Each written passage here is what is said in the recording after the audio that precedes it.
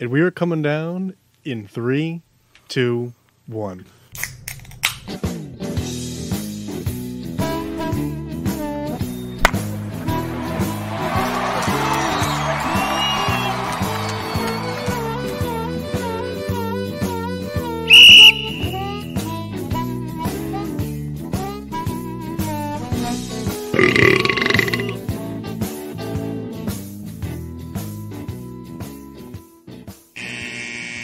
Welcome to Getting Sports with Drunk. I'm your hostess, Cupcake the Riddler, and I'm joined by Mark. Dean Washington. No. The badass Billy Gunn. The Mass Chris Massey. And the Rat of a Red Baron. Yeah. Kyle, I don't think you're cool enough to be a member of DX. There, I said it. Neither was Hornswoggle, but he made it. Yeah, but that wasn't like really DX though. It was kind of really DX. I mean, like I don't know. I think we just have to agree to disagree on this one. Oh, is it a camera? Oh, And I feel like the Pokemon in this game are way smaller than they're supposed to be. Yeah. Oh, hey, not to really just like keep derailing the start of our show here, but Mock, I figured out what the XX extra small and extra large Pokemon are really annoying for. Why? They count as special trades if you want to trade them. Oh, that's dumb. So stupid. All right. Starting lineups. Kendall, I'm what are you sorry. go to work tomorrow? What's that? I said, what are you drinking a lot of since you don't have to go to work tomorrow? I'm actually having some dirty martinis. Featuring Dryline Cape Cod Gin from South Hollow Spirits of North Truro, Massachusetts. Accompanied with these Powell and Mahoney craft cocktail mixers, dirty martinis. I just feel Rebecca not being happy tomorrow. And I'm going to follow this up by peeing my own bed. That's right. Put down the tarp already.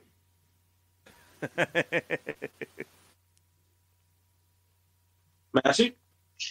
I'm drinking an old fashioned. Nice. What bourbon's in there? Buffalo Trace. Buffalo Wild It's Wings. Fireball. Man, could you imagine a Fireball fucking old fashioned? Talk about fucking heartburn. Souls. I'm just drinking water tonight. Because you ran out of those 6 beers I got you for Christmas. Yeah, I bought a 4-pack last week. I just don't feel like drinking.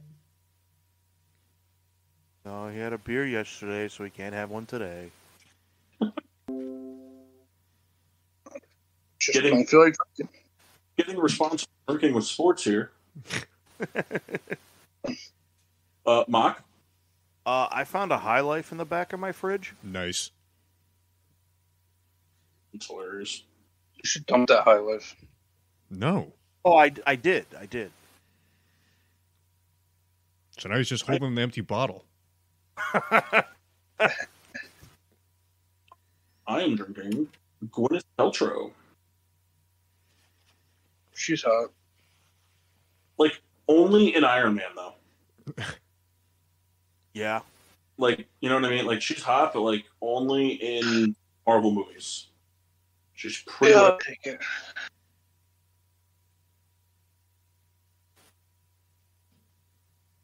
So, yeah. Oh, what are you drinking? A Gwyneth Paltrow. Oh, Gwyneth Paltrow. Did you let it cascade? Gwyneth Mass? Guinness? Yeah, I got it. Oh, okay. I was just gonna do it first time. Oh, you were saying a Guinness. I'm drinking my way downtown.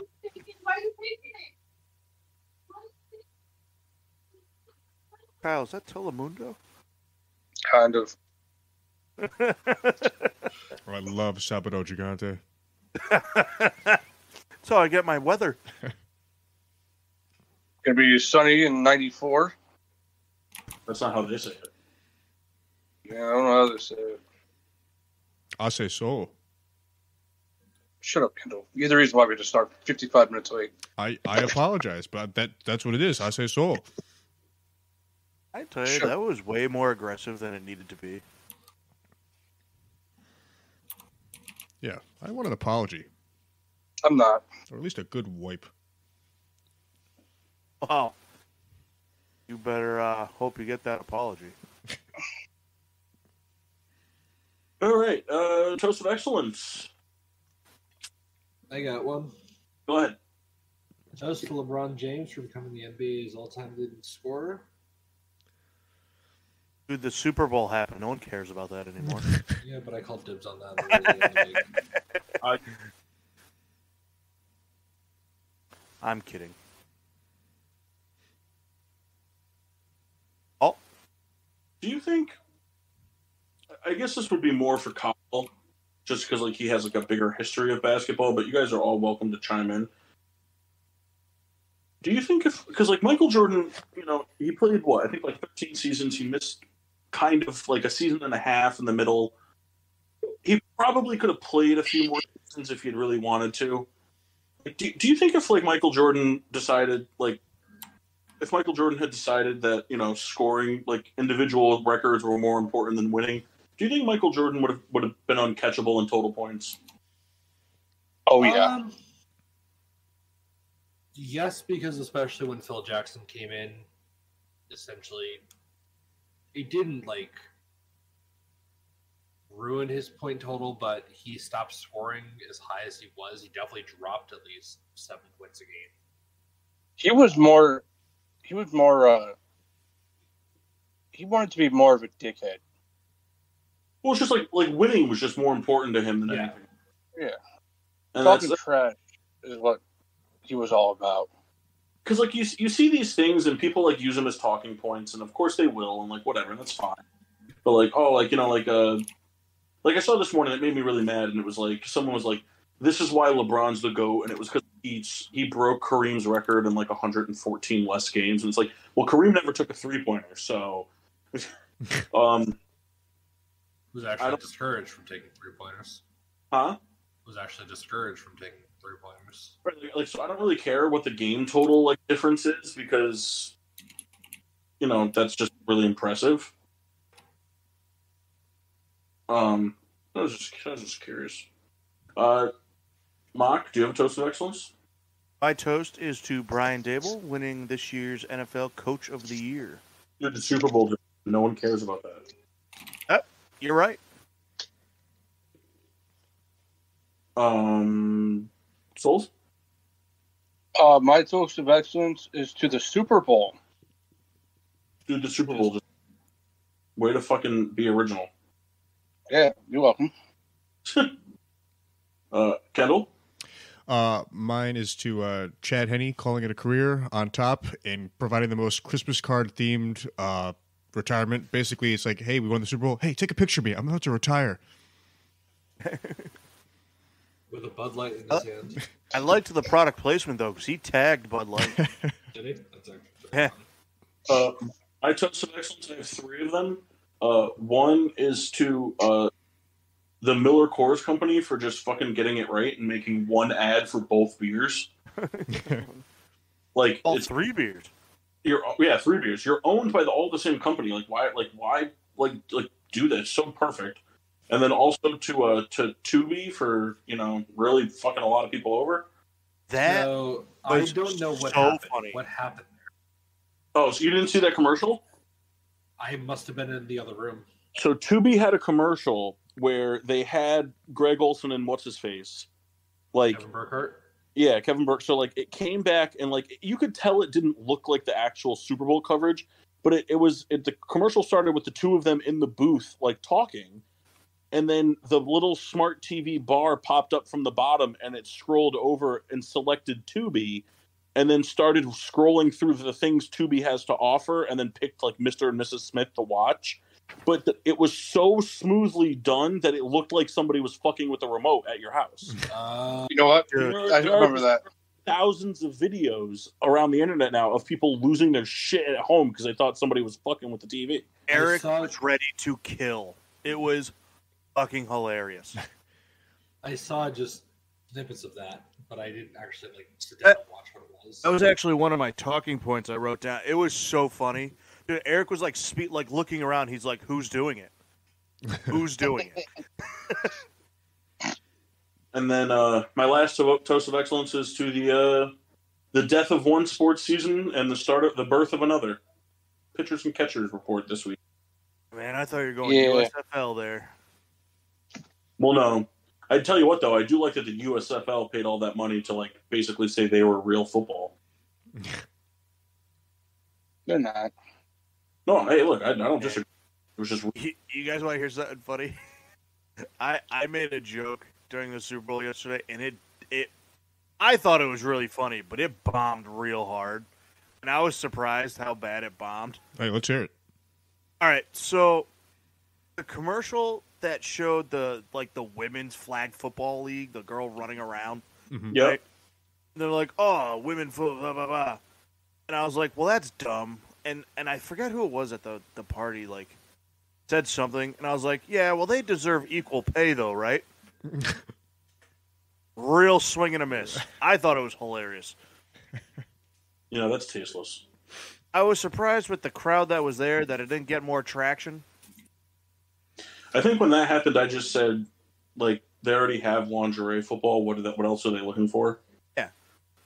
Take your clothes off and do it. Let's go. Yeah, and I had Josh. The joke definitely landed.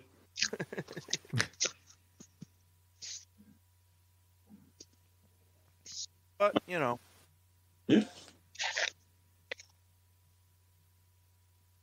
Crack them? Yeah, crack them. Did we get Kendall's toast of excellence? Yes. Mr. Yeah, Kendall's was to sobriety or something. I don't know. Yeah. It was to John Travolta in the T-Mobile commercial. I'm a big Zach Braff guy. Scrubs is I like that commercial. I hate Scrubs. I like the theme song. I don't care about Scrubs. I care about John Travolta.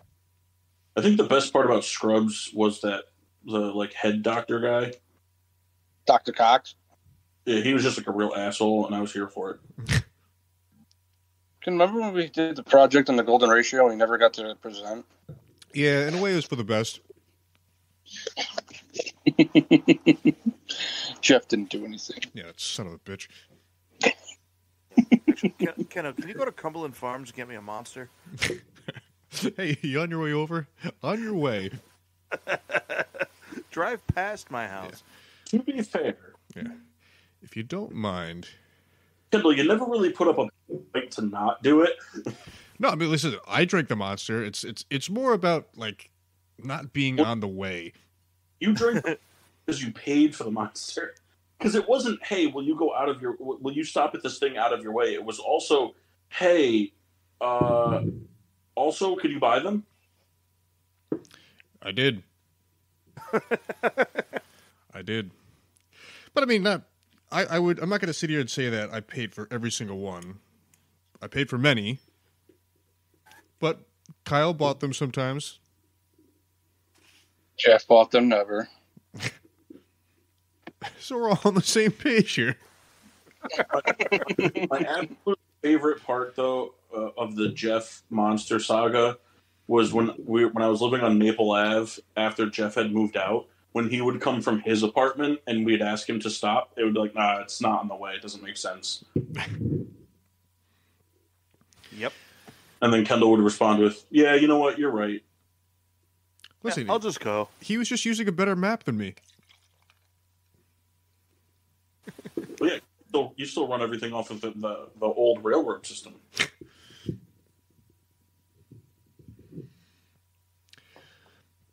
Got some monsters outside right now. Ironically, monsters make me more tired. Yeah, I bought a bunch of them, for work. Oh, this is going to be just like back in the day. It's going to help me out. All it does is make me shit. That's interesting. Yeah, I don't know why. You sure it wasn't the expired oatmeal that you were eating? Expired oatmeal? You should have got your own Funny. milk. That's very funny.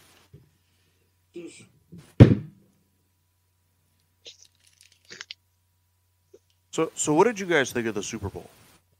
It was good until the end. Yeah, I thought it was a top 5 decided to make it about them. Now, I don't disagree that it was a holding call. They hadn't called that all game, and then because it's a ticky tacky play, and it was holding. Just like there's a billion offensive line holding calls that could be called a game and all that stuff. But like that play happens that holding happens every single play. Every play. It was an uncatchable ball. But whatever, even regardless of that, there was holding there. You know what I mean? Like there was. So, but like I said, that holding happens on every single play. They just call it once all game. Also, Just that. call it to call it at a time where it absolutely decided the outcome of the game. It kind of ruined the game. Like I said it last night, it made me feel like I wasted 2.5 hours or 4.5 hours of my life watching that game just for it to end like that. That's how I. It was one of those things where, at first I was like, it is obviously, it doesn't really matter to me, but You have a vested interest in that game. I mean, really just wanted the Eagles to lose, but Yeah. It is what it is. For me, after the game, once Bradbury came out and was like, it was a hold, I was like, well, I don't care about this anymore. I know people, you're gonna hear about it forever, but once they came out and and even beyond Brad, most of the Eagles players, were just like, no, it was, it is. Here's what happened. I was like, well, to me, this is no longer an issue. Now, the issue was that the Eagles couldn't stop a nosebleed in the second half. Correct. And then I didn't realize, I forgot totally also, and Reddit reminded me, something very similar happened in last year's Super Bowl. Uh-huh. Almost in, the same, situation. I saw it before, and I was like, huh, I forgot about that. Yeah, it's just it was just the game, you could feel it. It was, it was just oh, they got all the momentum. There's no way they're gonna get stopped.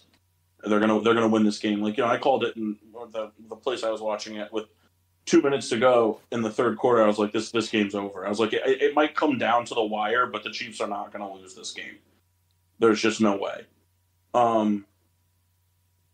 And I was kind of thinking a little differently towards the end, and then just I don't know, just for it to go out like that, it's one thing to watch the quarterback and the offense kneel out the ball the way the Chiefs did, a strategy standpoint, versus they had the ability to do that because it was handed to them. It was it was the penalty, and it wasn't an egregious penalty. It wasn't something that needed to be called. Especially when it wasn't called all game. Another question I had, and only because I was trying to find this and I couldn't. Is the final the Hail Mary throw, was the ball tipped or something, or did it just slip out of his hand? He had a shoulder injury going into this week. Just didn't have enough on it, I guess. He was throwing deep balls. That one came out and just went nowhere. So I didn't know if someone got a finger on it coming out. No, there was nobody around him. Well, as he's throwing, there's a defender kind of in his face as he's throwing. Let's see. So that's why I couldn't tell, and I couldn't find a decent replay to see it. And I haven't heard anything, but that ball came out and just went nowhere.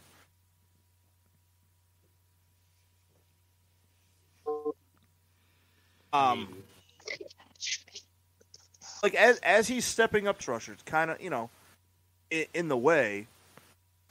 I don't know.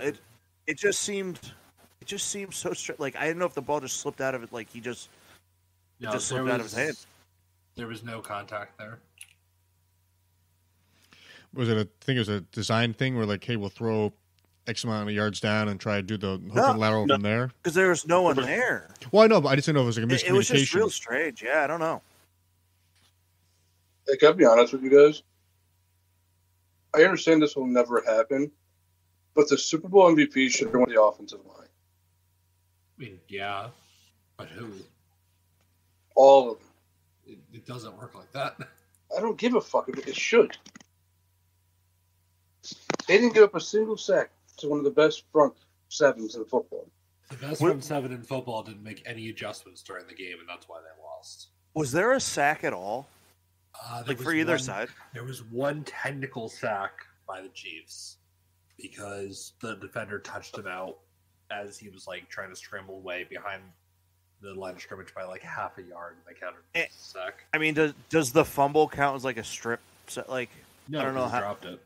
No, because he was a runner at that point. Okay. Because even that was like like Was the ball there, just like, like was there fell a out of his traditional hand. sack? No, there was no traditional sack in that game. That was crazy. Like even the fumble, like the ball just like falls out of his hand. It looked like he was just trying to adjust it over to his other hand to, like Paul said, become a runner, and he just missed it. Yeah, it was just a freaky thing. Orlando Brown about to get the bag. Hopefully from the Bears. Did you guys see the thing with Terry Bradshaw? What, where he was drunk? Yeah, that happens every weekend. Well, did you see like after like this was annoying too because again I was like just kind of reading articles today, and there's people like calling for Fox to fire him. Why was he slurring his words up on the stage? No, I guess afterward, like he was interviewing whoever, and then or the owners, and then he was trying to get Andy Reid. So I think at first he was like get the big guy up here, and he told him to waddle up, and then at the end he told him to eat a cheeseburger, like on him, like noise must not be like, like week in week out, like this is like Andy Reid's thing. Like this is his his moniker is he eats fucking the players gave him a cheeseburger in a box. It was just another one of those things where you hear it and you're like, oh god, like there's just people that have nothing to do with anything, just making nonsense. All right, so here, Bach, this goes even better to your thing. Andy Reid did an interview with Peter King this morning. The play that they used to get into the end zone at the end both times where they motioned in but didn't actually motion in. Yeah. Want to know what Andy Reid calls that play? A cheeseburger. Calls a corn dog. Yeah, that's right. Like, it's, the Super Bowl obviously is a giant sporting event. So, of course, there's people that don't typically watch football, watching the game. So it's just annoying to see people like, oh, I can't believe this is happening. They're, he's being fat shamed. Look at him. They call him the walrus. Like, this is hilarious. The audible call for that play is corn dog. If you go back and listen, Mahomes shouts out corn dog. That's awesome. Because we're not gonna. I don't think we're really gonna get to see the. How old is Andy Reid? 63. 63. Andy Reid is 64. Sorry. Okay, so. Yeah, you son of a bitch. There's somewhat of a chance that we see Andy Reid, like basically coach the Chiefs until Mahomes is either gone or retires. Yeah, if he wants to stay around that long, which I don't see why he wouldn't. If he wants to, right? Like, because Belichick's in his 70s, right? Yeah. Belichick's at the end of his 70s, I think. I think he's in his 80s. So no, he's not in his 80s. Is he not? So let's just say 70. Let's just say Andy Reid. Let's say Andy Reid does the stays throughout the tenure of Patrick Mahomes. Do you think that at any point I'm not making the argument that he's not a Hall of Fame coach because I think he is a Hall of Fame coach, especially after tonight or last night. Well, so do you think at any point though, because the whole thing was like, oh, like everybody was so excited to see, you know, like especially like the Tom Brady haters of the world, you know, they were all like chanting the psalms of Tom Brady's going to suck and Bill Belichick's still going to be good because it was Belichick, not Brady. You know what I mean? Like that was a big thing. Like, oh, Brady's nothing without Belichick, and then Brady went on to, you know, win the Super Bowl, and Belichick is yet to have a winning record without Brady. So the question is, because well, I would say because Andy Reid's kind of had the reverse. Like Andy Reid was basically just a choke artist before he got Mahomes. He went to a Super Bowl and lost, and then was just was consistently like fighting for the division every year and then losing in the first round of the playoffs. And then he gets Mahomes and he kind of like wins. So like, Mike, do you think that like do you think Andy Reid's a top 5 coach all time, or do you think like when it's all like let's just say the Chiefs win? Let's say the Chiefs win 3 more Super Bowls in Mahomes' career with Andy Reid as a head coach. Like, does Andy Reid deserve the nod to be considered a top 5 head coach all time? Regardless I think currently top because this was a discussion on Reddit a week ago before the Super Bowl happened. So the list, he's in the top 15, but where he falls in there, it's like who's the top 10 receivers all time? Well, there's 15 top 10 receivers. You got Belichick, Lombardi, Walsh, Brown, Hallis, Lambeau, Shula, Landry, Knoll, Gibbs, Reed, Parcells. There's a lot of like top 10 coaches all time. Can't help but notice that you didn't put Mark Trestman on that list. You know, I was trying to think of some funny names. But so the question then becomes, at what point do you start picking them off? Do you pick any of those off and put Reid ahead of them after last night? Well, so like that's the question, I guess, like that I'm asking though, is more so like how much of his like winning success do you accredit to Patrick Mahomes versus Andy Reid? Because Andy Reid never did it without him, without an elite quarterback. You know what I mean? I'd be curious to see. It's hard because you got to look at.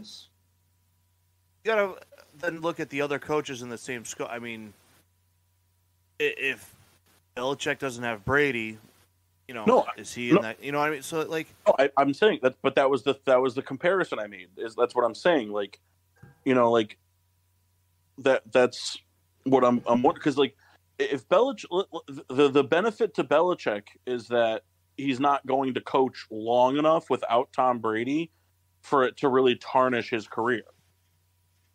He's not going to coach for 15 more years. Andy Reid might coach for 15 more years. But it's on the reverse side of it. You know what I mean? Like if you kind of like struggle in the beginning and then succeed at the end, people forget you struggled. You know what I mean? Like Tom Brady's going to have a dark mark on his career forever because of the way he went out. That's just the way that sports work. So, like, I'm just curious. Like, I think Andy Reid is a great coach. I always thought he was a great coach. I thought, like, when the Chiefs signed him, like, there was a ton of questions. Like, why would the Chiefs like do this as a guy who can't win? You know, he wins games, but he can't figure out how to get to the next step. You know, and stuff like that. So I was just curious. I mean, I don't think it's necessarily true because they were almost a Super Bowl team with Alex Smith. Yeah, but I'm just curious. Like, you know, like. I don't know. Yeah. It's just. I mean, I could agree with kind of what you're saying. It's like a reverse Belichick. I mean, I think there's merit to saying that. I'd be curious to know how many losing seasons Andy Reid has, because I mean, I think there's been a certain level of success with every quarterback he's had. Now, obviously, like you said, there's a lot of one and dones. You know, he made it to the Super Bowl once with the Eagles, but in between that and his first win with the Chiefs, there was a lot of early exits. But I don't know. I think there's still worth to, you know, hey, you make the playoffs every year or, you know, every other year. And I think that weighs enough to be considered, you know, Hall of Fame coach, this, that, and the other. Also, almost every quarterback that's played under him has had success. I mean, Except Kevin Cobb. Except for Kevin Cobb. But I mean, you look at it with fucking Chad Henne last week, or I guess 2 weeks ago with the bye week. Comes in off the bench and leads the longest drive in playoff history, capping with a touchdown, and he hasn't played all season long. That coaching goes into that. Also, on a side note, I'd like to get your guys' opinions from a non-bias and whatever standpoint on Devin Hester not making it to the Hall of Fame again. I said he should be in. He'll get in. Anytime somebody changes the game. Do you think Devin Hester deserves to be in now? Yeah. There's a lot of guys I think deserve to be in now. Hester being one of them.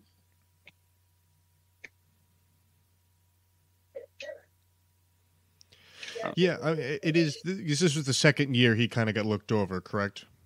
Yeah, this is the second year of eligibility. Yeah. He was still a finalist. That got to count for something. No, I know. I mean, it's interesting because what if this happens next year? It's oh well, he was a finalist, and then I agree too. I think he's for sure going to get in, but at what point is it after the 7th year? Okay, we can't find it. Well, and that's the thing is I think the longer because it's as a return guy and not as a skill position, I think that his chances diminish the more that the years go by. Especially because right now, you look at what he is considered a specialist at is a non-factor part of the game. It doesn't matter. It's an irrelevant part of football now. You know what I mean? It's one of those things where it's so Kyle, I totally agree with what you said. He changed the game. He completely changed the game. He changed how that position was looked at by coaches during combines and drafts and everything. When people saw what he was capable of doing, it completely changed the way people looked at players like Devin Hester. But I guess you could also make the argument, how much did he really change the game if that position is basically obsolete now? 10 years ago, 15 years ago, you could justify having a Devin Hester, a Percy Harvin, a Josh Cribbs on your team, for now you just need somebody. Now you need somebody to be able to catch the ball. Now you just need Now you just use the sixth string receiver, or you just use the fifth safety on your depth chart. Just somebody that's going to catch the football and just kind of run up and get tackled, because they don't design it to run for touchdowns anymore. So it's I think that the longer he goes without getting in, I think it's the more likely he just doesn't. Now, just to kind of put out there, do you think it matters the other guys that would go in with him at all? I guess what I'm trying to say, the strength of the class. You think that plays into anything at all? I don't think it plays into him. I think that it does play into other people, other people that should be in the Hall of Fame. Like Massey said, there's a list of people that should be, that keep getting looked over. Yeah. I think that goes into it. The year that Brian Urlacher and Ray Lewis, I thought there was a legitimate concern. I thought there was a real chance Brian Urlacher didn't go into the Hall of Fame on the first ballot, because that was such a strong, heavy class. Yeah. Of people that, Brian Urlacher, as great as he was, wasn't a multiple time MVP, wasn't, or, defensive player of the year. He wasn't, because of the richness of that position's history on the Bears, he wasn't the team leader in a bajillion different categories. He never won a Super Bowl. So I thought there was legitimate concern that he didn't get in first ballot. With Devin Hester, I think it's a lot more to do with, I think that Devin Hester, and Kyle, you can tell me if this is a completely bass-backwards analogy, but I think that the way that you look at Devin Hester is looking at a like a second baseman. Like it's just kind of like a who cares position. Because isn't like second Yeah. base, isn't second base like the least represented fucking position in the Hall of Fame? Yeah, because second base is more of like the guy that can't play shortstop.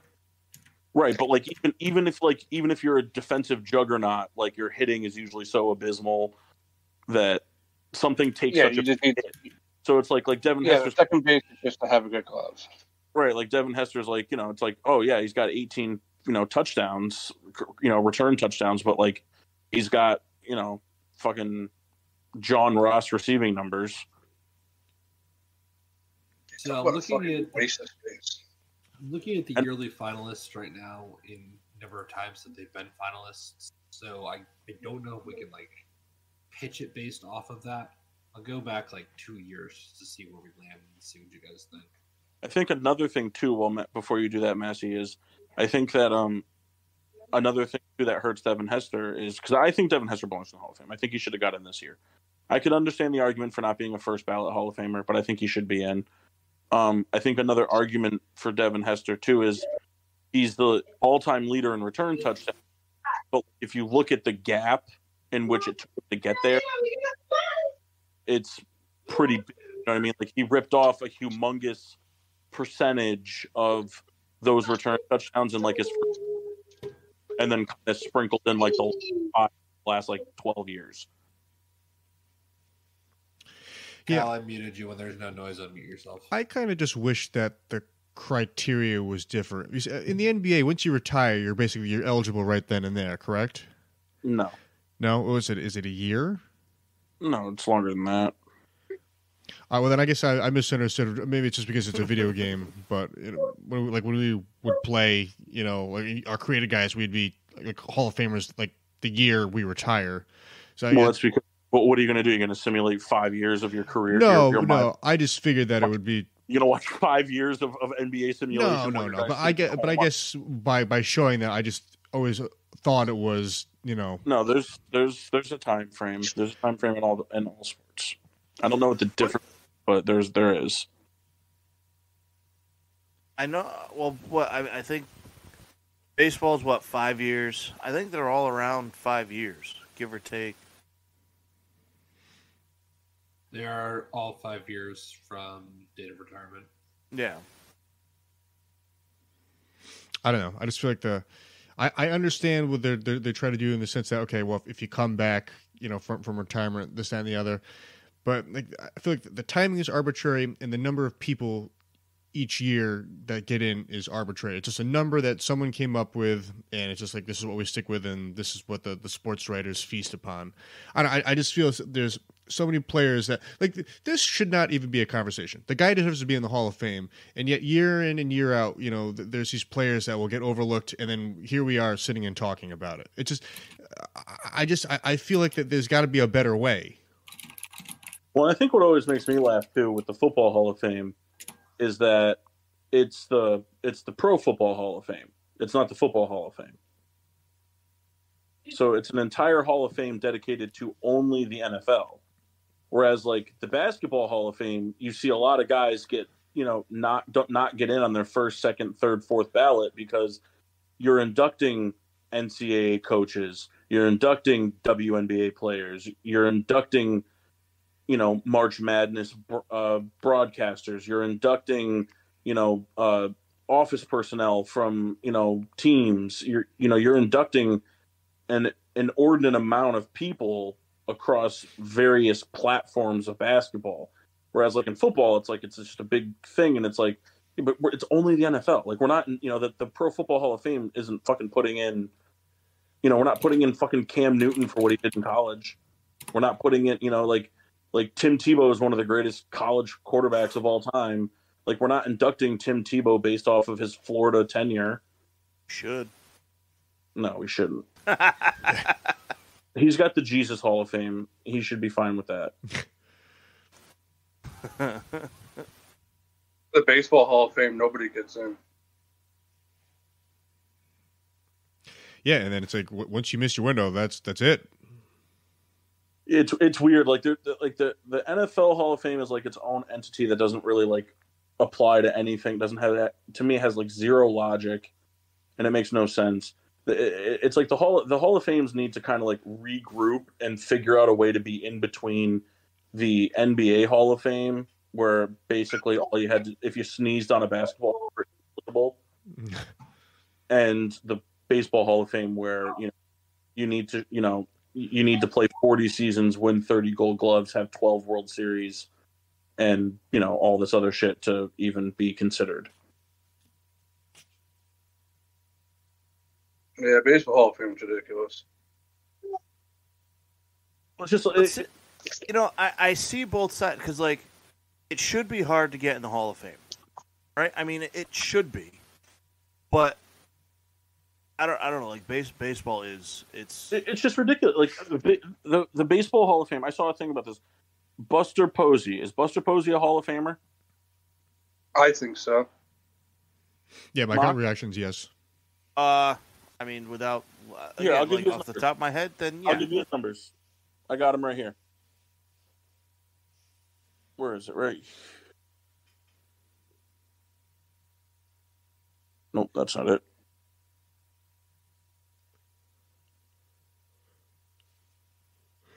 Okay. Buster Posey's career numbers: 302, 372, 460, 831 OPS, 1 MVP, 7 All-Star games, 4 Silver Sluggers, and a Golden Glove, and however many World Series championships. Yeah. Yes, he's a Hall of Famer. Right? Are probably first ballot, would you say? Maybe second at the worst? Yeah, especially because he played the catcher position. Yeah. How come Joe Mauer's not a Hall of Famer? I think he is. But he's not. He's got... I agree. 306, 388, his 4 points lower OPS, 1 MVP, more Silver Sluggers, more Gold Gloves, same amount of All-Star games. Not in the Hall of Fame. And is looking like he won't be. The Baseball Hall of Fame is... It's almost like it's hard just to... Well, you know what it is that Joe Mauer moved to first base very early on in his career. What does that have to do with it? It has to do with a lot, because those numbers as a catcher gets him in. Those numbers as a first baseman does not. But why? I don't know. That's just how it works. Because it's to be difficult. Like it's I don't know. Like baseball, they do this thing. Like I understand that it's hard, but like, so if a first baseman bats 300, wins 7 Silver Sluggers, 4 Gold Gloves, makes 8 All-Star games, slugging percentage of .426, it's not a Hall of Fame career, but a third baseman with the same numbers does the same thing. To me, that just sounds like... So, like, to me, it's like, oh, that's a third baseman that's not as good defensively as a first baseman. Like, third baseman, it's harder to beat. Like, it doesn't make any sense to me. Hey, man, I agree with you. I'm just giving you the reason. But that's not a reason. Like, what's the reason? Like, who came out and said that was a reason? Because in the world of baseball heads, like, first baseman is the power numbers. That's what they care about when it comes to statistics. How many home runs they hit? So if you're a first baseman, let's say I played first base my entire career, 18 years, and I batted .425, but I hit 30 home runs for my entire career, would I get in? When you batted .425, yeah. There's always the exception. But like, there's no like rule as to like what the exception is. Like, I know. It doesn't make sense. The Baseball Hall of Fame it's hard for no reason, and it doesn't make any sense. Whereas like the NBA, it's just like all you have to do is play and you're in. I don't know. It's to me, it's like the Hall of Fames have been they've been completely ruined over the years. Yeah, no, I agree. I think that there's got to be a look at the way things are done, because it just, I think there's too much. It seems like there's too much requirements that that seem to change. It's like, oh, we had to do this, but then you also had to do this. And you did it during this time frame. Right, what about I don't know. Like to me, it just doesn't make sense from an aspect of like, let's say you have a guy who had slightly above average numbers across the board, but he won. I don't know. Let's say over the course of his 18-year career, he played for 5 teams and managed to put together has 8 World Series, eight World Series titles under his belt over the course. Like, you know what I mean? Like he's just a role player, an above average role player that does his job. He does it well, but he's not an elite at anything. But he wins 8 World Series. Like why should that guy not be he wouldn't even be considered for the Hall of Fame? But why shouldn't he? Sorry, go ahead. I'm saying, but why shouldn't he be? I mean, because baseball doesn't care about championships when it comes to the Hall of Fame. Well, because baseball, you know exactly what it is. It's because baseball doesn't look at baseball as baseball. It's not a team sport. It's an individual sport. Baseball, it's not a team sport in the eyes of the elite. It doesn't matter if you go out. If you go out and you bat .850 with runners in scoring position, but you have you only have a .283 batting average overall. But but you're constantly batting guys in, or you're constantly like moving guys from second to third, and you're setting up sacrifices, and you're doing all the things that help your team win, get to the postseason, and make it to the World Series. Like to me, I don't know. Like to me, at that point, the Hall of Fame's not. It doesn't mean anything. I don't know.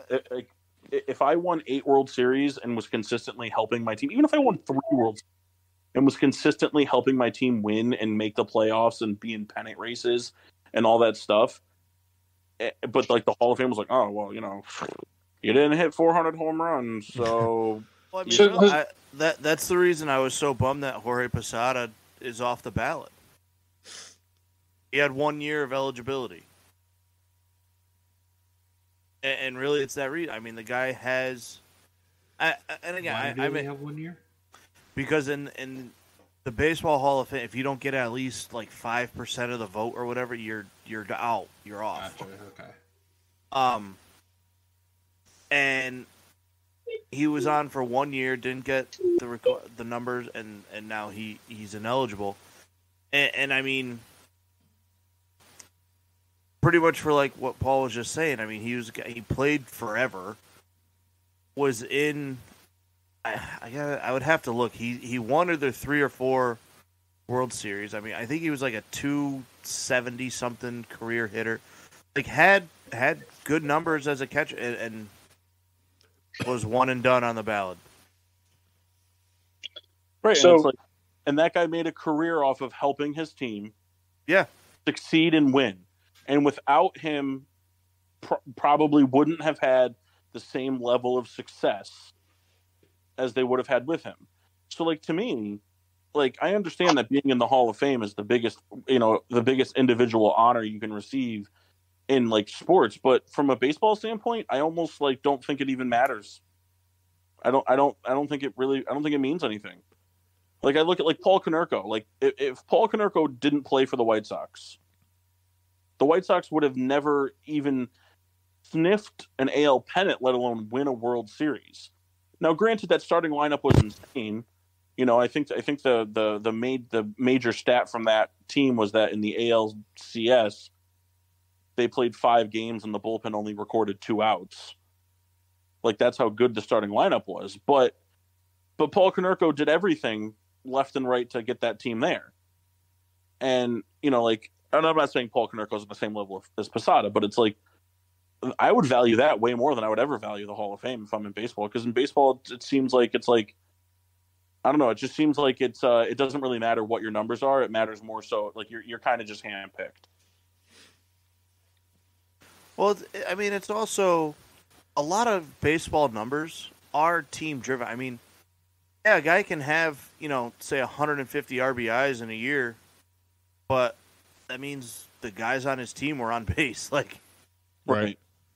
You're not going to run in if the guy ahead of you isn't on base. And even still, I mean, you see it where if you're the only bat on your team, you could be the best hitter in the league. Look at Juan Soto before he got traded. Yeah, his numbers were abysmal. And I mean, if you're the only threat, you're not going to get a strike. I mean, and then be as good as you want. If we take the bat out of your hand, then good luck. Right. That's why I think Barry Bonds deserves to be in the Hall of Fame.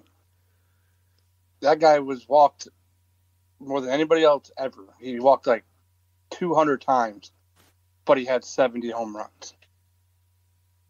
Didn't he have like a season where he had like more walks than plate appearances or something like that? Or not a season, like a month or something like that. He has like I don't know what it was. Yeah, I know the stat you're talking about. It was something where like he had like his walks like were more than his plate appearances, or not plate appearances, or his like registered at bats or whatever. Because doesn't a walk not count as an at bat? Yeah, a walk is not correct. An at bat. Also think about it. They would intentionally walk him with the bases loaded. Well, yeah, the guy was roided out of his mind. It doesn't matter. You still have to be good. You still have to be good in order for that. Steroid doesn't do that for everybody. Don't. I'm sorry. I just think that like you don't see it very often. Like you look at like even somebody like Kobe Bryant, for example. Like even you could even make the argument as like LeBron James, Michael Jordan too. Like those guys are all-time elite great players, but they didn't change the game the way that like Magic Johnson changed the game. Like players like that. Like Magic Johnson probably had more of an actual impact on the way that professional basketball is played than Michael Jordan did. Just like Steph Curry. Right. Like Steph Curry has more of an impact on how the basketball game is played these days than, LeBron James does. But I don't know. It just seems like it doesn't make sense to me that like somebody like Devin Hester, like he completely changed the impact on he changed the way football was played. Like that should kind of outweigh stats almost. Yeah, and I think the NFL did themselves a disservice in a way where I get it. It was for, the anniversary of the NFL, but they let like a bajillion people in. And it's like, in a way, you kind of set this precedent of like, okay, hey, we'll make an exception for something, but not everything. I don't know. I do agree with you, Paul, that I think the longer he has to wait, I guess the more likely he doesn't end up getting in. Yeah, well, especially, too, the way the NFL is completely doing what they can to eradicate that specific play. Yeah, because, I mean, eventually the guys that are voting on it aren't going to, know or care about kick returns. Right, they're going to be like, oh, like, this guy did all, cool, like, he did all this stuff, but, like, it's, whatever, like, it does. How much does it really mean? And it's like, well, it meant everything at the time. But the longer he has to wait, the more likely I think it is that he doesn't get in. I think next year is his last legitimate chance. I think after that, because what is it? The MLB does the thing, right, where like after a certain amount of time you can go in as like a vet, like a whatever. Yeah, so like if you get, kind of booted off the ballot, or I think you can be on the ballot for 10 years. After that, then like this veterans committee can vote to put you in. Yeah, I don't know how that works in like the NFL. Like I don't know if like after a certain amount of time you're just like, okay, you're never getting voted for again, or like if there's like a old timers type ballot, like you were saying. Well, it's weird. I mean, I don't know. We'd have to seriously like look at all the Hall of Famers for the past couple of years. But as you know, just at the top of your head, there's less and less people that like guys who played in the 70s or even the 80s. As each year goes by. List up from like 20 minutes ago. Huh? I don't know. From like 20 minutes ago. I don't know if there is like a. I don't know if that's the right term, but like I don't know if there is like a term limit for NFL like Hall of Fame eligibility. There's not. Lynn Swann was famously on the ballot for a record 15 times.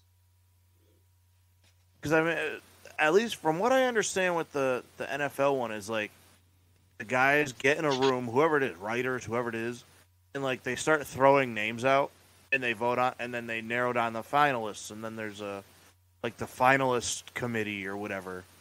So I don't think there is like a, oh, this is his last year type thing. I guess officially, like, of course there's, if you don't get the finalists the next year or whatever. I don't know.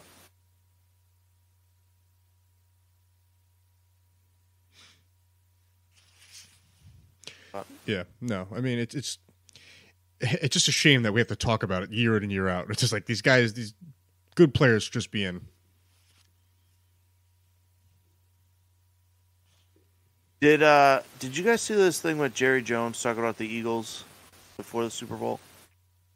No. It made me laugh. He was saying how the Eagles pretty much like, sold out and went all in this year to win the Super Bowl when he's focused on the future and like building his team for the future. And he said, he compared them to the Rams. This is why I like, and like, I mean, we've joked about it on the show. I mean, the Rams mortgaged the future for the Super Bowl last year. It just, that's what they did, and it's fine. It worked. That's good. But I don't think the Eagles really did that. I mean, they went to a Super Bowl this year and have a top 10 pick in this year's draft. Yeah. Like,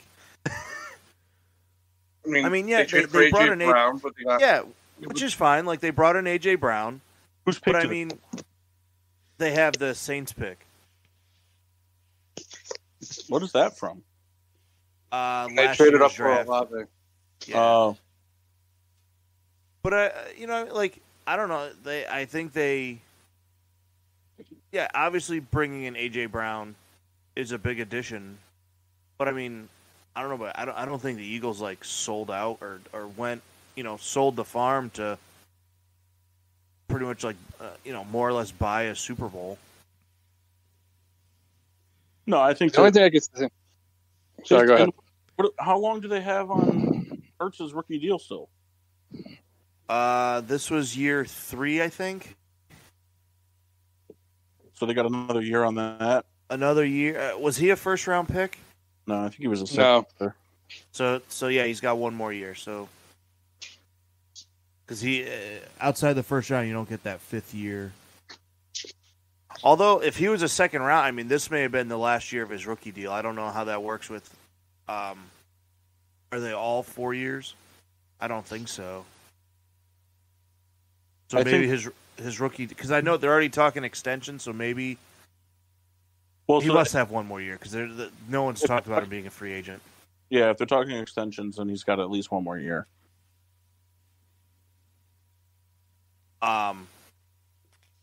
But it was just one of those things where I'm like, this guy's just an idiot, like just saying nonsense. Yeah. I have another question. Okay. And I was thinking about this during the game last night because I don't know if you guys noticed. I mean, players were like running on like a slip and slide last night. Yeah. Guys were falling off. How can the NFL not figure out grass? I mean, really, like. Well, it was fine until the halftime.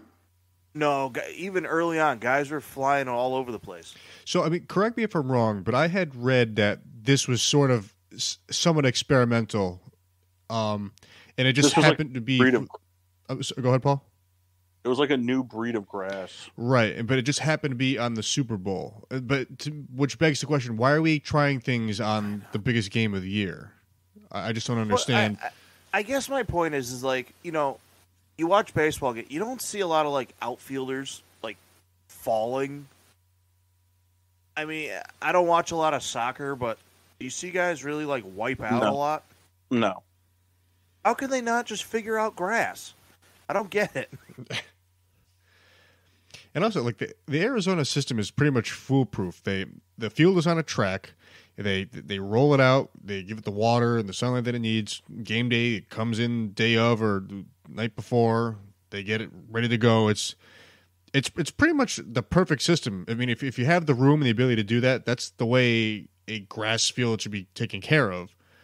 So I just don't. Was the game in Glendale? Wherever the Cardinals play. So have the Cardinals been playing on this grass all year? Yeah, this was where. No. Oh no! The I'm sorry. field.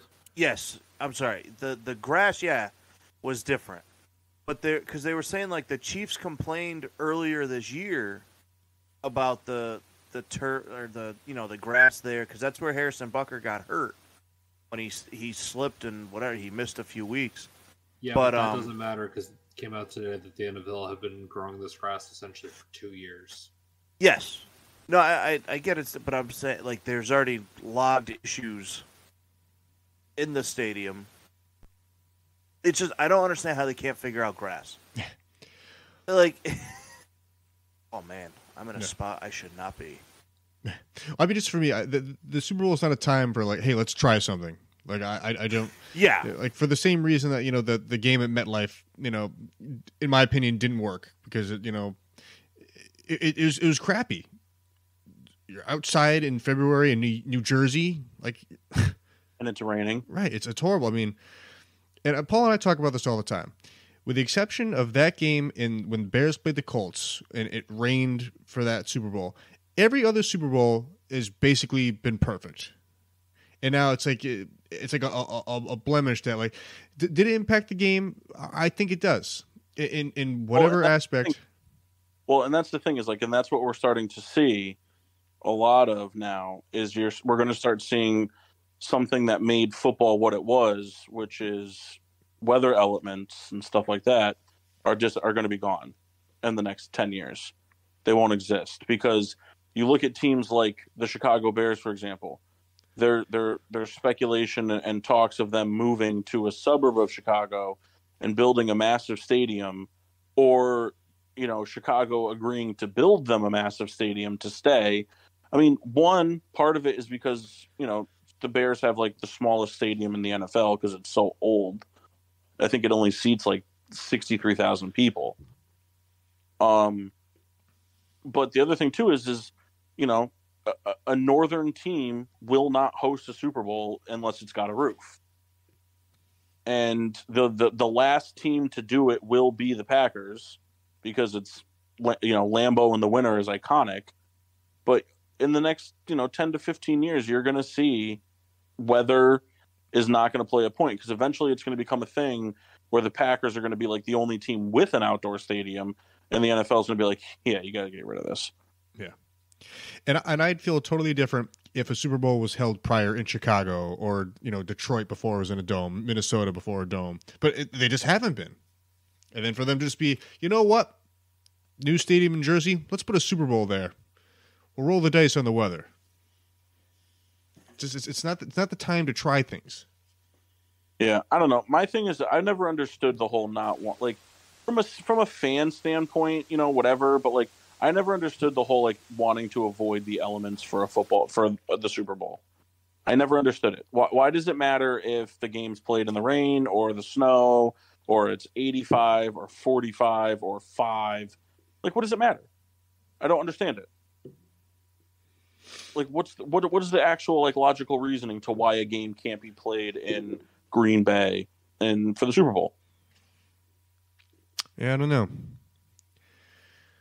I imagine it's money. But what for what? You're going to tell me that if the Super Bowl is being played in Lambeau, they're going to risk not selling out the Super Bowl? Oh no, I mean I don't know. I'm just I'm giving you an answer without a reason. I really don't know.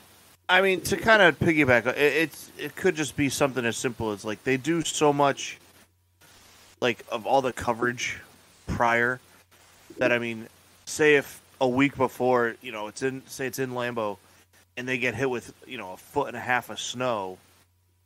Now it's just, I mean, for the game it doesn't matter. The game's going to sell out and the money's there. But as far as like the stuff leading up, I mean, that may play a part, I guess.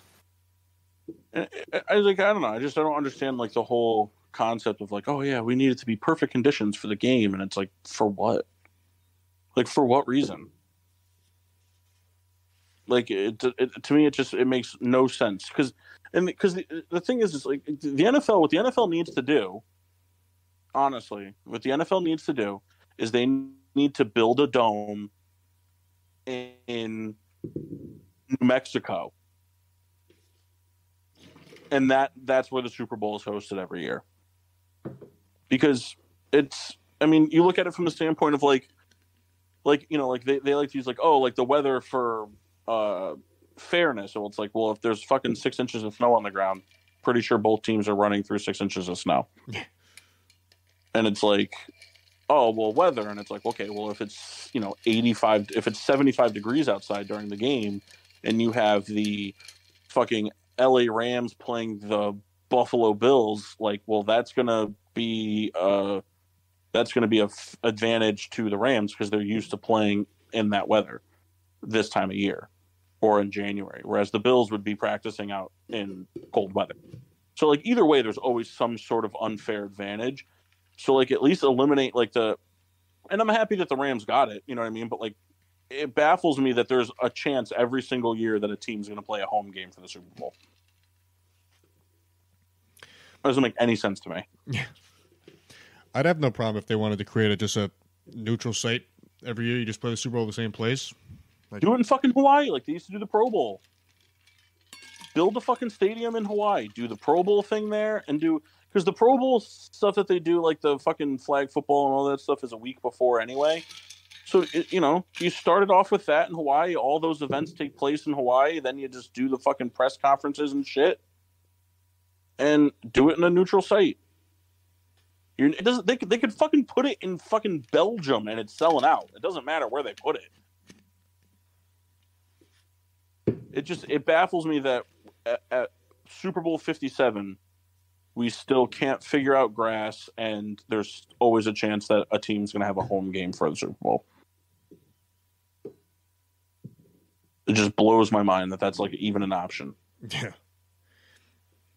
For it to happen 2 years in a row. Did it happen 2 years in a row?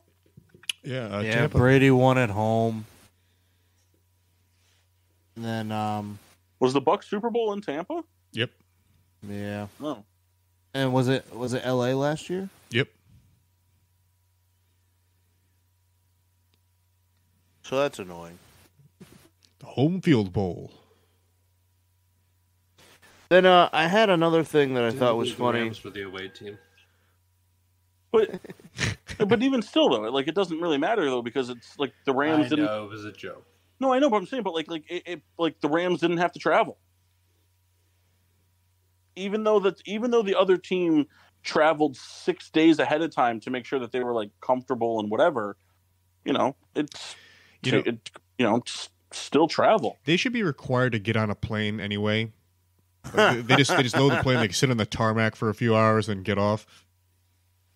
Just kind of fly up, circle, do some, a couple of laps around the airport. Just to be fair. That's pretty funny. It'd be so expensive for no reason. But the other thing I had, I don't know if you guys saw, did you see when they announced Prescott as the winner of the Walter Payton Award? And he just got booed to hell. Yeah, that's NFL fans being real assholes for no reason. I mean, really, like it's like I'm laughing about it because I don't care about Prescott, but it's horrible because like here's a guy like winning an award for charity. The most like boo. Well, and honestly, one of the most prestigious awards you can win in football. Yeah, I mean, I would put it up there. Like there's that and the MVP. Like the other ones, offensive player, defense. Like I don't know, those of course are like great achievements, but like the Walter Payton Award is something. And I think even amongst the players is just like a highly respected thing to win. I mean, like that's a big deal. I like to imagine that the people booing were just kind of like the Philly fan dirt bags, but I mean, I don't really know. It could have been, anybody. It was just funny. He came out, and again, I'm not a huge, Dak Prescott guy, but it's an award. He's doing good stuff. I respect that. And they just boo him to hell. This is kind of funny. It's not, but NFL fans are just a different breed of assholes.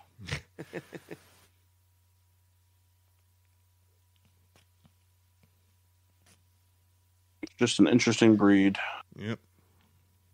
Remember, the Eagles fans threw snowballs at Santa. That's right. Philadelphia has lost 3 major championships in the past 6 months. Man, Larry was not happy when I made that joke. Well, I shouldn't say major championships. They lost 2 major championships in the MLS Cup Finals. Kyle, it was so funny. Kyle was just kind of like, "What the hell, man?" And Larry's like, "Are you serious right now?" Well, it's funny. I would definitely argue that Kyle's a much bigger Phillies fan than Larry is. Larry's not even a Phillies fan. Yeah, well, why would he take such exception to that statement? It was just so funny. I just realized I'm mowing down these fucking Gasleys in this fucking mass outbreak, and I don't even know what a shiny Ghastly looks like to know if I've killed one. So we're... Isn't it, not that different looking? It's, I think, a little, lighter. Yeah, I've definitely killed one. So we have the understanding that the Sixers are losing the finals this year, correct? Be real funny. We're not even making it out of the second round. Yeah, you know why it doesn't matter if the Sixers win or lose? Because the Flyers aren't getting there. So it doesn't even fucking matter. If I'm Kyle, I don't want the Sixers to make it to the finals, because if the Sixers make it and lose, that means that the Phillies probably make it back and lose again and start the trend all over. Listen, I'm happy that the Phillies actually made a good run. They played a very good team. I wish I knew the exact set. Larry said something. I was just like, yeah, man, I'm excited to see Philly get two championship losses in 1 year. He just looked over. He's like, what do you mean? Now I got to eat a fucking other edible. Yeah,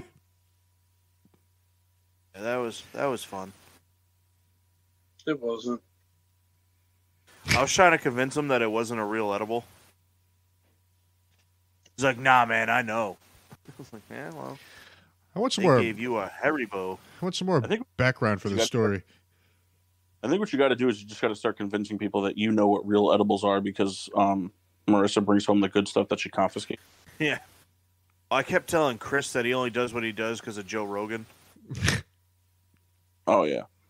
It was so fun. Well, at one point, he's like, no, I used to be but I did some research. I was like, you listened to Joe Rogan. That was your research.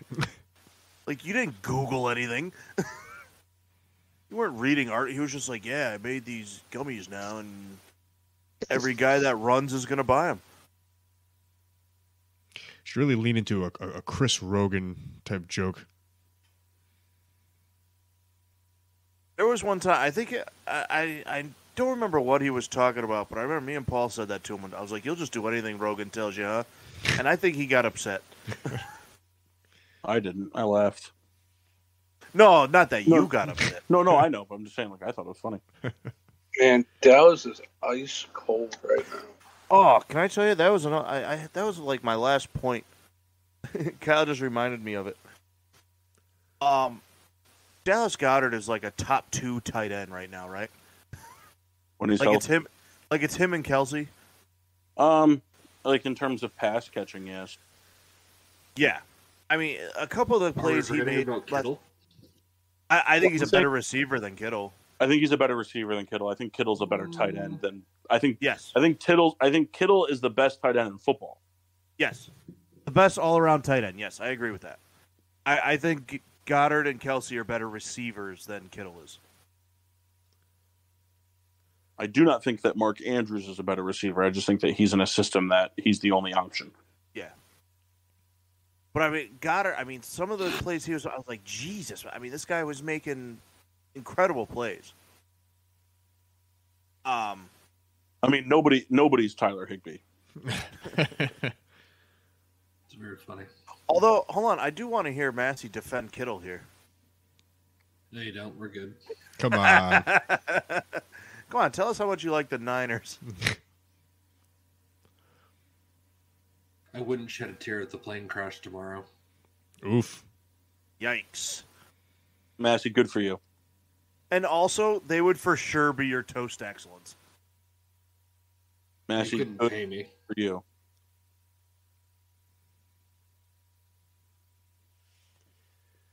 Well, I just gave this thing a sandwich. Nice. There's actually a little known fact that Massey has a heel tattoo of the 49ers logo.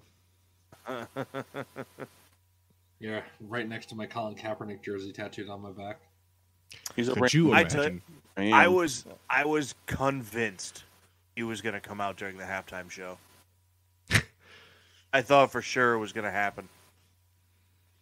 Colin Kaepernick? Yeah.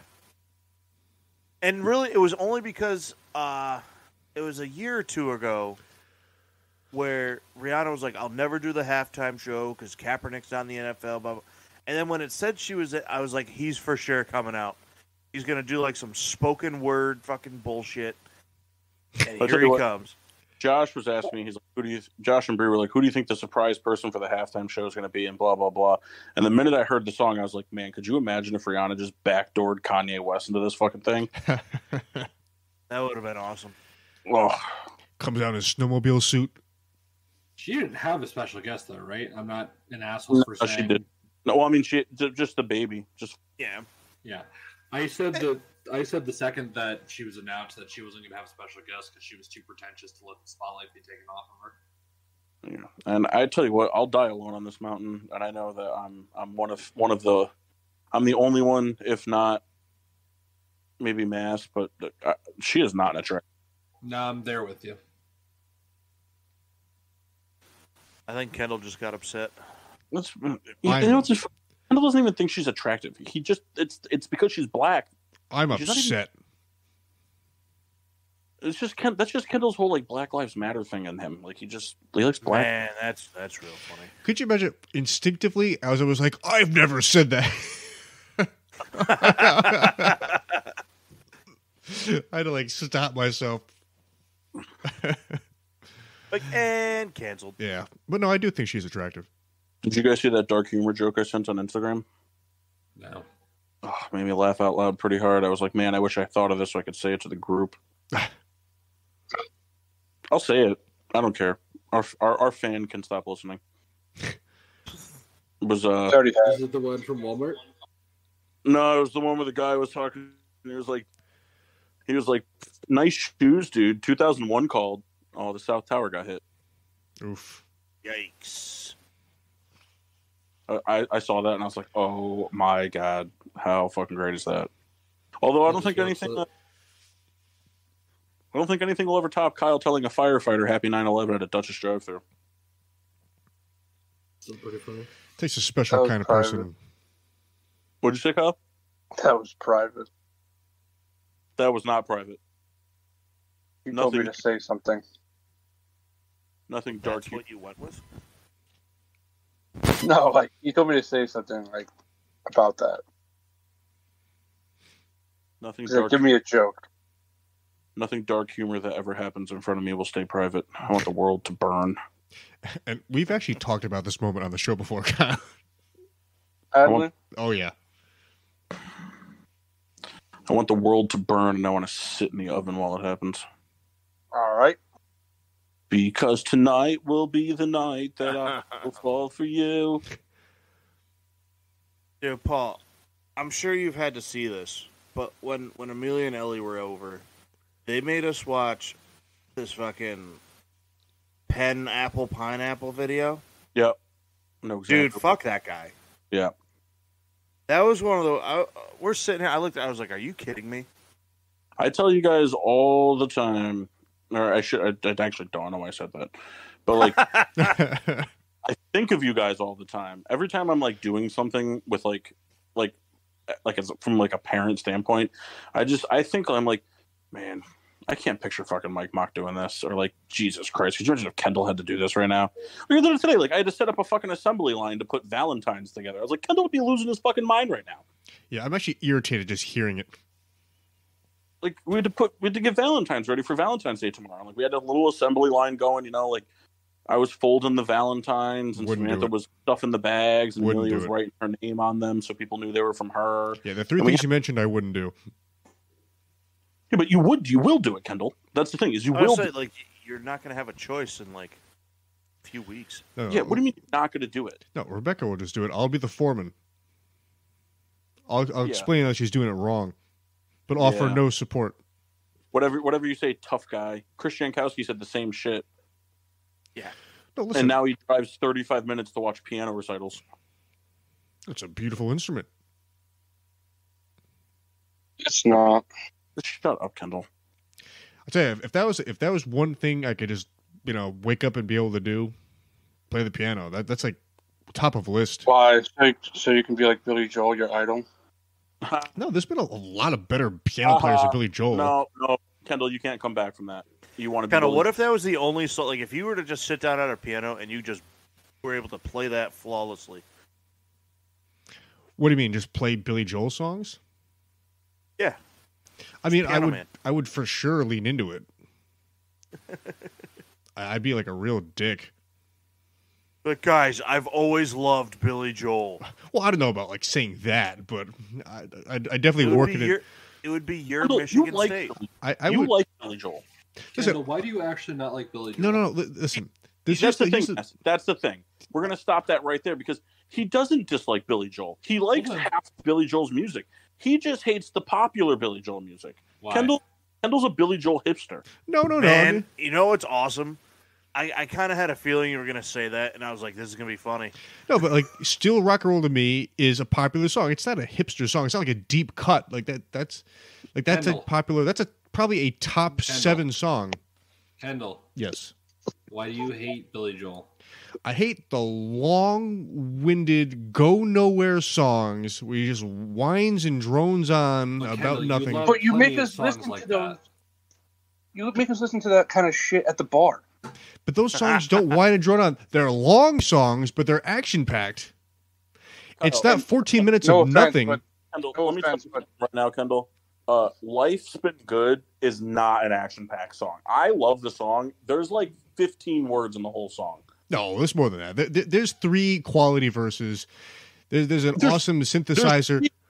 There's 3 verses. None of them are longer than any verse in Piano Man, and the song is 4 times as long. It is. It's sounding to me like you don't have a good reason to not like it. No, we just said I don't dislike Billy Joel. There are songs I dislike by Billy Joel a lot, a great deal. But there are songs by Billy Joel that I really like. But it sounds like you don't have a reason to dislike the songs that you just... I just gave the reason. But it's and not Uptown Girl is pretty action-packed song. Catchy. It is catchy, but that's about it. It really is pretty much next to no redeeming qualities. So there's being catchy is quality. I couldn't hear her. I sit in my car sometimes and belt out Katy Perry songs only because they're catchy. I don't need a deep meaning to like a song. Yeah. I think that's fair, but I mean, I think we're trying to like put me in this corner here and use the Billy Joel as a scapegoat. Where I'm going with this, Kendall, is like you fucking love the song "Unwritten" by Natasha Bedingfield. It's a great song. So the good quality lyrics there too.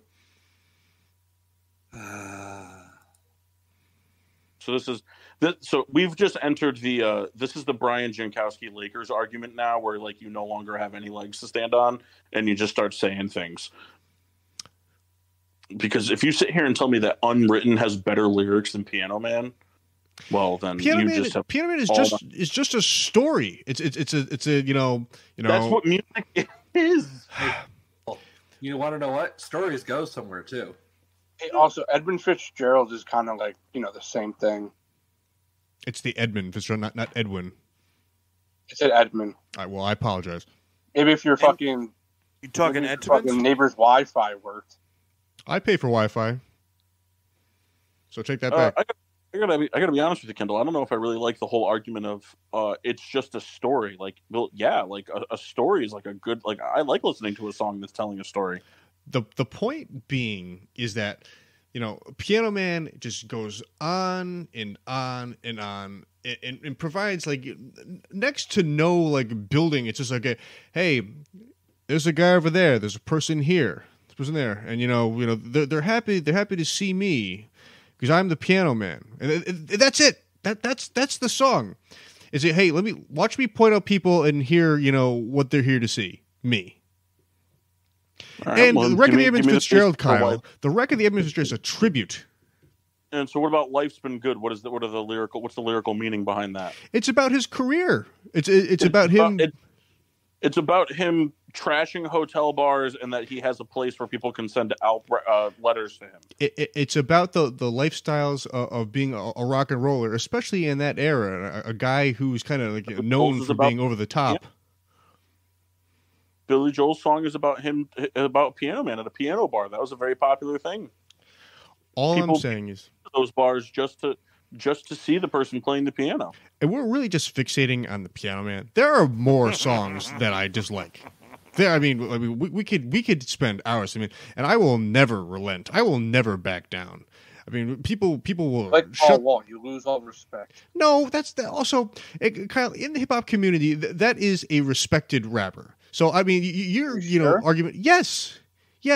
Then if that wasn't the case, then there wouldn't be all these people that have worked with him all the years. It wouldn't be the case. Well, he worked for them. They didn't work for him. God, that's not how either of those situations work. Work together. It's not employment. You said he was the best rapper of all time. I didn't say that. And can I tell you, I've been kind of waiting to say that. I never said that. Because that was really funny. We were all there. I didn't say that. The thing is, it's one of those things that you guys will bring up time in and time out because you know it irritates the hell out of me. And you just love it. Yep. I was just actually curious why you didn't like Billy Joel. I was thinking about that today. But here's the thing. I dislike a lot of Billy Joel songs, but there are Billy Joel songs that I like. Hey guys, can we talk about something real quick? That We Didn't Start the Fire is a good song. I don't think I have beef with that song. I'm very uncomfortable right now. You're uncomfortable? Yeah. Well, fucking stop sitting on your dildo and you'll be good. Speaking of that, that's why I'm uncomfortable. Not me sitting on it, but I'm browsing the Steam like new and trending store. Mm-hmm. And there's a game called Hitler Bunker BDSM. Yeah, you downloaded it. No, I'm gonna need a review on that game. No, it is. So I'm just looking at like the screenshots from it, like on the store page. The first page. You know what? I'm just gonna share these in here just so you guys can enjoy the pictures that I'm having to look at. Okay. This is the first picture on. Hold on. Let me open up Discord and undo my. 1 second. Pants are undone, and Discord is open. All right. Okay, hold on. Let's see. We're gonna.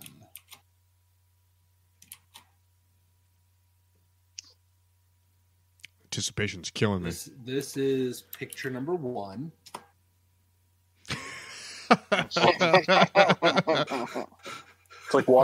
like looking at Kendall listening to Piano Man. Here's the best thing, though. This is picture number 2. Kill zombies. This is picture number 3. This is on the Steam store, by the way. Like, this wasn't hidden behind anything. This is on the front page. Matthew, don't forget this. Wait, what? Hitler's kind of hung.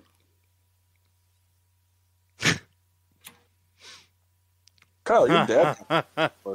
Can I tell you? I have been I'm waiting for just the Billy Joel photo. No, this A lot of care was taken making these images. Yes, a concerning amount. Shiny Torkoal, shiny Torkoal, shiny Torkoal. This is actually pretty funny. The #1 review with over 1,000 reviews. A Kanye favorite. That's actually pretty funny. Oh, fucking funny. Man, Anthony Davis is fucking trash. Yeah, it kind of sucks right now. Better than you. It's not hard, Mark. Not my hard. Did Kyle just say it's not mock hard? I can tell you, I bet you he makes a Whopper faster. Doubt it. I do enjoy. Mark, when Kelly's doing it. Mark, when you're aroused, do you tell women that you're mock hard? No. You should. You should start doing that. That's a t-shirt you wear to a bar. You should just start telling me that. Even the hashtag, what was the wedding hashtag? What was it again? Oh, rock out with your mock out. Yeah, I'm saying. Put that on a shirt. Mock hard. Yeah. I'm mock hard. And then be like, man, that was quick. And be like, yeah, mock 7. And going down the waterfall, going down this waterfall was a real, bad idea. Yeah. No, I thought it was going to be cool, and it fucking wasn't. Hey, Kyle. You're a homosexual. Appreciate it, dog. Appreciate it. I hurt myself today. You know, the fun part about our Discord chat is these pictures are just going to be here. Yep. And it's funny, we really didn't describe any of them. We don't really need to. No, we don't. But people listening to the show, we're just laughing at, a very provocative Hitler. Well, I told them what the game is, so if they're interested, they can go look at the pictures themselves. Yeah, the game was designed by our own Chris Massey. Well, he tried to really. He said he's like, I'm going to depict a character of somebody who dislikes Billy Joel, and there you go. I don't dislike There's Billy one Joel. guy I really idolize. Hey, Paul, why was this girl so surprised? Because she thought she was getting a penis put in her hoo-ha for concert tickets, but instead she got it put in her bum. Is that the storyline of that one? Yeah. She went to see her ex-boyfriend because he bought her concert tickets for her birthday, but then he took them back when they broke up. And she was like, well, what do I have to do to get them? And then he was like, boom, right here. And then she was like, ugh, it's not like it's going to last long. Pretty sure that's verbatim. It is. And then he just decides that he's gonna just throw it right in her bum instead. And she's like, oh yeah, bitch, oh yeah. Yeah, and then he throws it back into her bum, and she's just like, that's my ass. I've never made it further than there. Whatever happens in the rest of the video, no one knows. I couldn't tell you. Oh, hey, Mark, you want a fun tip for Pokemon? Go. Whenever you see those terrestrialized, crystals, just click on it to view the Pokemon that's in there, and then back out, and you'll get, lead points. Oh, yeah. It's a good way to stack up some extra cash in the beginning. It was like that. I mean, in Sword and Shield, it was the same concept. All right, well, I guess I'll just go fuck myself then. No, that's not what I said. Oh, there's a little. You kind of said it though. That's what I heard. Kind of what it felt like. I kind of felt like I was the Lauren Phillips in that situation. You had the concert tickets. Hey, Paul. Yeah. How you doing, bud? I'm doing all right. Trying to figure out why all of a sudden it's really windy. Like in real life or in Pokemon? No. Skyrim. Hey, I had a super quick bracket if you guys want to do it. Oh my god. Is it Billy Joel songs? It is. But I already filled it out. Is it actually? No. Hey, Kyle, I just realized that we never finished the baseball thing. You can do it next week. All right. Show next week. Why is there an issue next week? Because Kyle's got to finish his baseball thing. Oh, How about you fucking read up on the AL East for me, bud?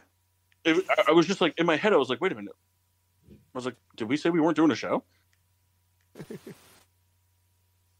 I'm about it. The Yankees finishing fourth. Okay. Everybody's gonna get hurt. Kyle, you know you're the Chris Sims of this podcast? It's fine. At least I do homework on the podcast.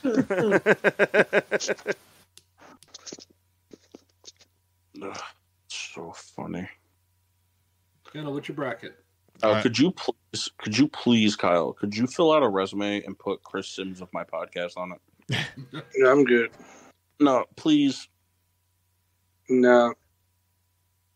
You know what? That would have to be a fun segment. We should all do that one week. We should fill out like resumes if we were applying to other podcasts just based on the things we've done on this podcast. That would be funny. In fact, we should just do that. Yeah, I'll just put right at the top of mine. Openly make racist, dark, and homophobic comments to the public. Man, Jeff's would be awesome. Yeah. Have yet to show up to work. No. Chief editor.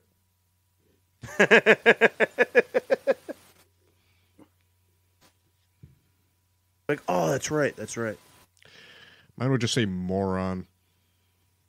You know, Kendall, I got to tell you something. When we make fun of you, it's because we love you and because it's funny. When you do it, it's kind of like a cry for help, and I don't really appreciate it. Oh, it's a cry for help. Real quick. Super fast bracket. It's called... Ice cream flavors. Yes. Dick move. Jesus Christmas. All right, the first one. Not returning a shopping cart versus not leaving a tip. Not leaving a tip. And I'm gonna tell you right now, that takes whatever else is on this bracket doesn't matter. All right. What if I adjust it to leaving a bad tip? Just for argument's sake. All right, then you can. But I mean, leaving a bad tip is still a bigger dick move. Okay, that's fair. It's kind of like one and the same at that point. All right, so we got 2 for tip. Yep. 3 for tip. All right, so that moves on. Just the tip. Just the tip. Okay. Nah. Parking in a handicapped space versus breaking something but then fixing it for the next person to break when they touch it. That's so funny. Can I tell you something? I've done that at Walker's house. What was the... So, Massey, it's parking in a handicapped space, or like you break something, but you fix it enough for the next person to break that they think that they did it. I'm equating that with, like, you know, you're putting the Tupperware away and it's falling out, so you just slam the door. I mean, it's stuff like that. It doesn't have to be like, you know, oh, you damaged a statue at a museum. No, but it's funny because I do that at my house. Hold the fucking phone. Kendall, where are statues located? Oh, I can't pronounce it. Museum? Oh, my God. M-U-Z-A-M. It's the most Billy Joel thing I've ever heard. Museum. Museum. I know, I just can't do it. Museum. It just sounds funky to me. All right, moving on. We had, 2 for breaking something? Yes. Yeah, I'll say 3. All right. Kyle, you've been very quiet. Just listening. Well, you can participate. This is for everybody. Hey, when I'm needed, I'll answer. All right. Next one is eating leftovers without asking versus spoiling a movie or TV show. That one.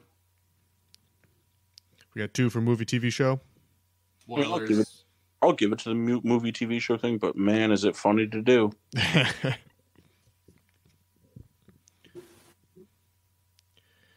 Okay, then we have...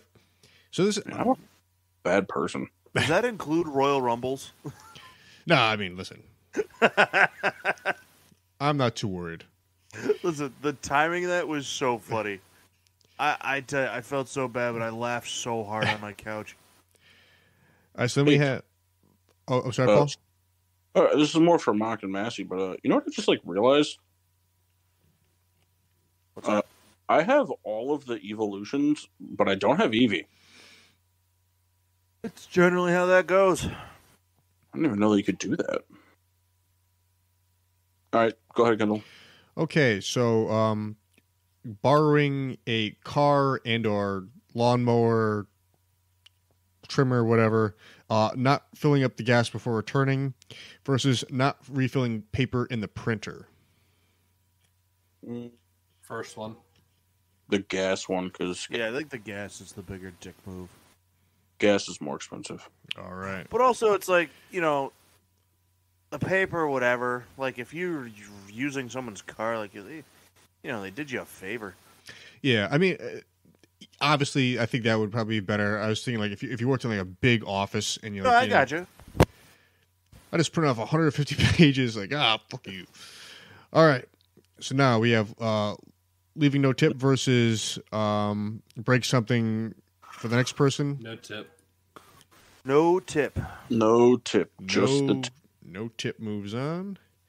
And then spoil movie versus don't fill up gas. Spoil movie. Gas.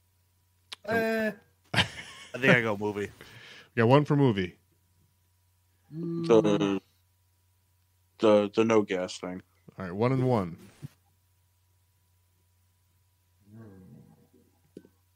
A big hem and haw from Mass. Movie. 2 for movie. Souls jumps in.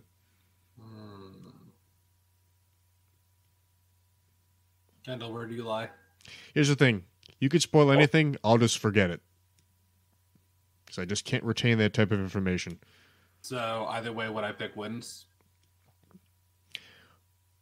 Yeah, you're the decider. Great. Glade somewhere. Where are you? Movie. All right, movie moves on. Hey, Massey, do you also find that the Pokemon near you on the map thing is just always wrong? Yeah.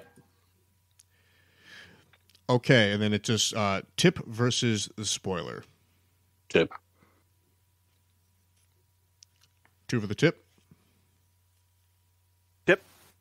Tip, yeah. I mean, I think the, it was very stacked in favor of that. I mean, that's a pretty egregious thing to do. And after I was, years ago called out on that, I will never, ever do such thing again.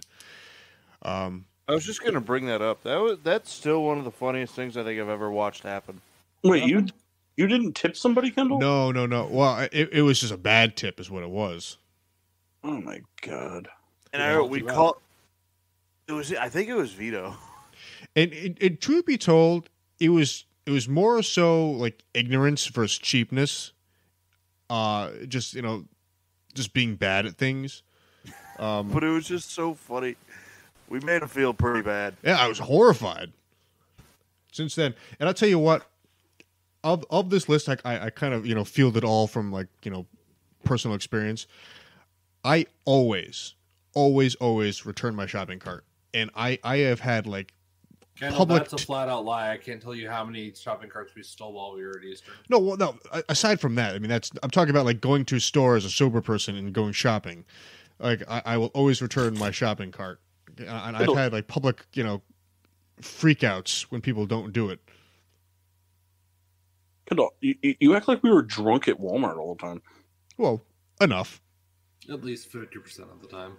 I'm going to go less. I'm going to say less than 15% of the time. Well, but really, I think you guys as a collective went to Walmart more than I went with you guys to Walmart. I went with you guys a lot. Definitely for sure. We didn't go drunk. No, but in general though, I think I went to Walmart with you guys less, drunk or not. Well, yeah, Kendall, that's because you fucking showed up to Eastern for an entire semester with one pair of socks. 1.5.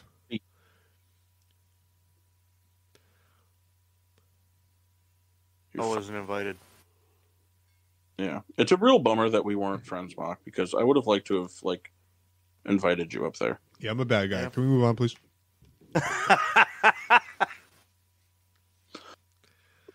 Kendall. Yes. How was your martini? Very good. I think I need to invest in some vermouth. However, there was a time that Kendall went to UConn with Pat and Jeff and told me about it, but then told me that I couldn't go. And I gotta tell you, that really hurt. Did you get to go shopping for that event? I think I gave him free booze for the event. Because I think he came up to me and he was like, "Hey, do you have any alcohol that I could drink tonight?" And he was like, "Cool, thanks. I'm going to UConn with my friends. I'll see you later." I just want to let you guys know I'm not having fun anymore. Well, Paul, you gotta remember, I used to get invited to Eastern just to pick them up. Yeah. You couldn't even say it without laughing. God. Paul, how was your drink? Huh? How was your drink? It was pretty good. I mean, it's a Guinness. It kind of speaks for itself. You know, I think any beverage is better with friends. Mock, how was your Sea Hag? Well, that's not what I had. That was worth a shot. I give him credit, though. High Life is just fine. It's better than fine. It's Mock's new favorite beer. Kyle, how was your water? It's just completely fine. It was good. All right. Oh, what's the matter with you? Just tired. Well, I mean, do you want to make fun of Kendall? I already did that enough. Yeah, but I mean, if you want to keep going, that's fine. You guys ever think that like Kendall, when he like gets off of this, he goes up to Rebecca and be like, "Man, the guys really razzed me good tonight." No, I think he just goes upstairs and has another drink before bed. Pouring one right now. That's what I do. I'm gonna say Kendall might be in rare form tonight because knowing he doesn't have to be up at the crack of dawn tomorrow morning. Well, actually, he might. You're going training, right? Yeah, but it doesn't change. I go crazy no matter what. I'm just a bad guy. Oh man, that's cool. Sorry. I was just climbing a rock and I turned around and there was a dragonite flying at me. Anybody have closing remarks? The NFL needs new refs. Yep. I finally just found an Arcanine for the first time in like ever. And you know, Hitler gay question mark? Confirmed. Haven't had a dirty martini in a while. Enjoyed them a lot. Wish I had some vermouth, though, because I did not do a good job with any of these. That's right. There's always next time. True. All Mark, right. tell us a joke. Mark? Mock fell asleep. Please try All again right. later. Kendall, tell them where they can find us. Well, you can find us. Oh. Did he drop? Yep. He did. We'll do it later. Oh. He's back. We'll give him a redeeming. Maki there? Yeah, I don't know what happened. Sometimes it just stops working. I have to refresh the page. Hey, that's fine, but Paul, what you were saying? Can somebody tell somebody where they can find us?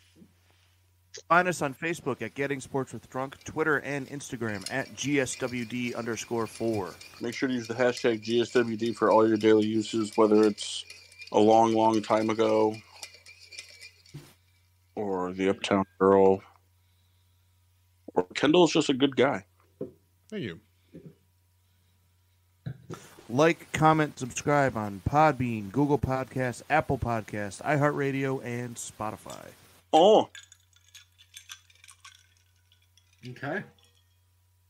and that's it. That's all I got. Next week we'll finish up baseball. Kyle will be more alert.